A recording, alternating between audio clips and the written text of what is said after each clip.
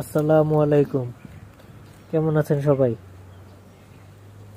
এর আগে আমরা ঠিক এই জায়গা থেকে একটা মৌমাছি কলোনি ধরেছিলাম। আজকেও ঠিক তাই লক্ষ্য করলাম যে ঠিক ওই গাছের গোড়ায় আর একটা নতুন কলোনি এসেছে মৌমাছির। সেই জন্য আমরা আজকে সকালে সেটি ধরার চেষ্টা করেছি।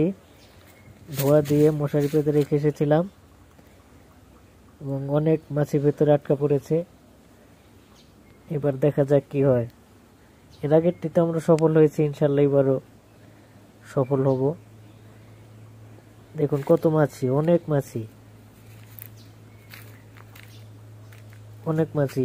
মশারির ভেতরে রানী আটকা আছে, সেই জন্য দেখতে পাচ্ছেন বাইরে শ্রমিকরা কতটা ছুটোছুটি করছে রানীর কাছে যাওয়ার জন্য। দেখুন দেখুন আপনারা